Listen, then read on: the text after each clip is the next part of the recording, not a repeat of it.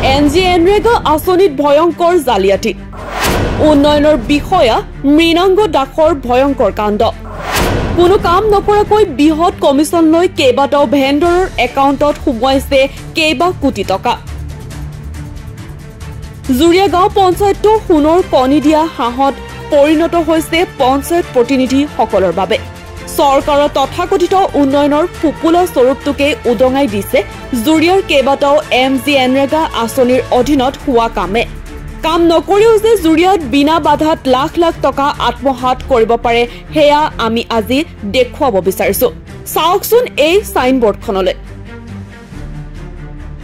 মাত্ৰ হেক্টৰ মাটি পেলাই কাম সম্পূৰ্ণ দেখুৱাই লাখ লাখ টকা আত্মসাত কৰাৰ অভিযোগ চৰকাৰৰ তথাকথিত উন্নয়নৰ আঁচনিসমূহে কিমান দূৰ চুইছে গ্ৰামাঞ্চলৰ ৰাইজক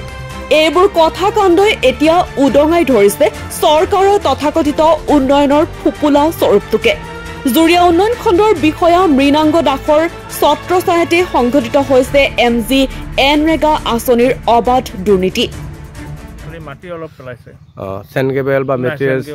কোনো মেটেৰিয়েলছ ইয়াত পৰা নাই খালি মাটি পেলাইছে ইয়াত প্ৰায় 1 লাখ টকাৰ মেটেৰিয়েল পৰা দেখা গৈছে এইটো নাই ইয়াত মেটেৰিয়েল পৰা নাই খালি মাটি পেলাইছে অলপ কি ক'ব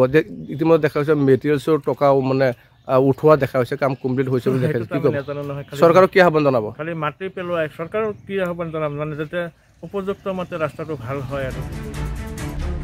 জুৰিয়াৰ পৰা তৈবুৰ ৰহমানৰ সহযোগত নিউজ ডেস্ক এনি টক্স